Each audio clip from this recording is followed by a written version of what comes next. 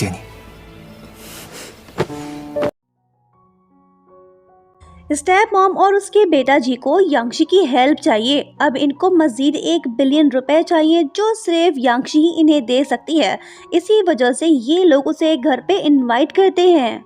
जब यांगशी इनके घर पहुंचती है तो मॉम की जगह यूजन वहां पे बैठा होता है। वो पूछती है कि मॉम कहाँ पे हैं? उन्होंने मुझे बुलाया है।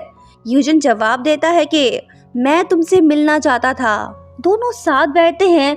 दोनों के दोनों लीजन के दुश्मन हैं। यूजन यांगशी की तारीफ करते हुए कहने लगता है कि तुम काफी खूबसूरत हो, इंटेलिजेंट भी हो। इस सिटी का हर बॉय तुमसे शादी करना चाहता है। अब्रॉड वाले भी तुम पे फिदा हैं। फिर तुम क्यों मेरे भाई के पीछे पड़ी हुई हो? वो तो खुद बर्बाद होने वाला है। उसका कोई फ्यूचर नहीं। क्या तुम्हें कोई पछतावा नहीं है? तुम उसके पीछे पड़ के अपनी लाइफ बर्बाद क्यों कर रही हो? इस शहर में अच्छे लड़कों की कमी नहीं है। उसे छोड़ो, किसी और को चुनो।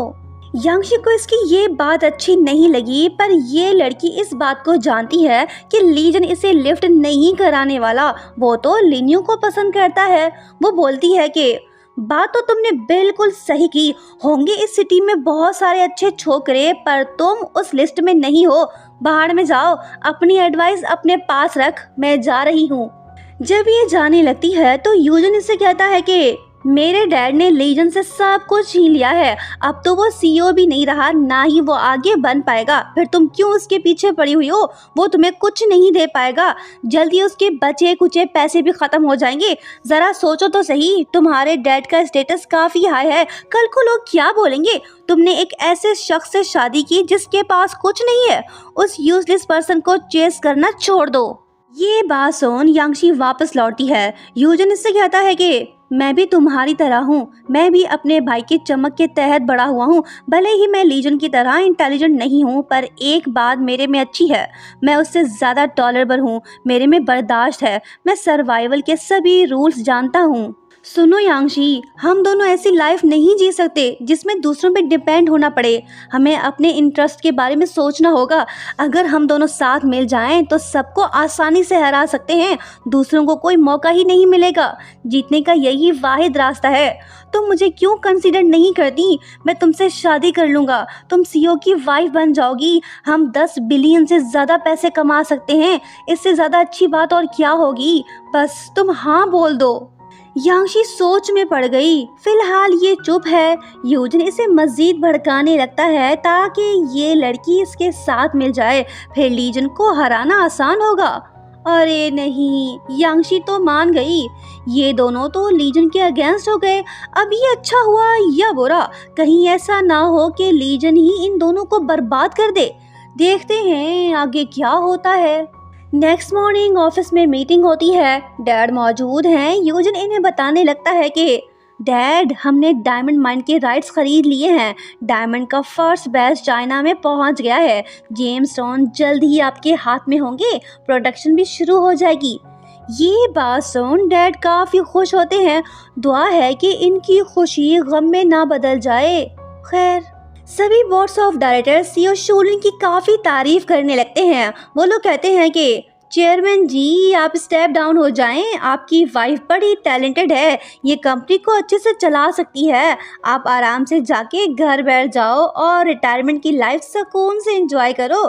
ये बात सुन स्टेप मॉम तो बड़ी खुश होती है।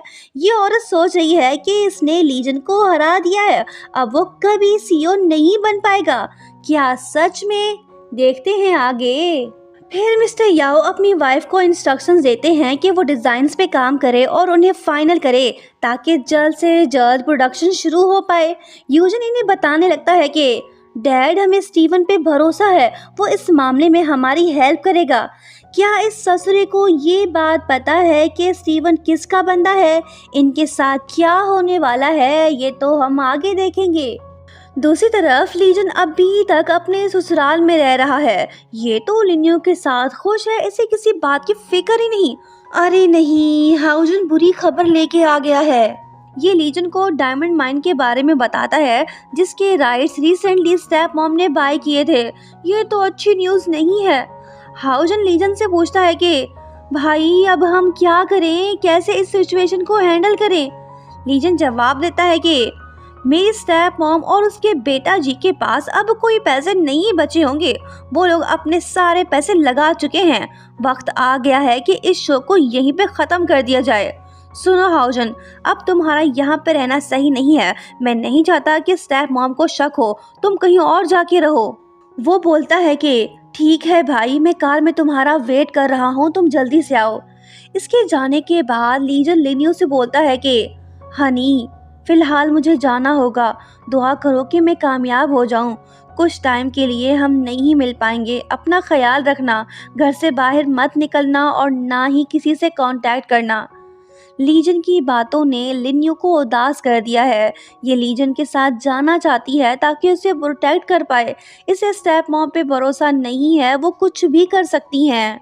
पर लीजन इसे अपने साथ नहीं ले जाना चाहता क्योंकि इसे पता है कि लिनियो इसकी ओनली वीकनेस है। वो लोग इसे नुकसान पहुंचा सकते हैं। लीजन नहीं चाहता कि लिनियो हर्ट हो। दोनों एक दूसरे से हद से ज़्यादा प्यार करते हैं।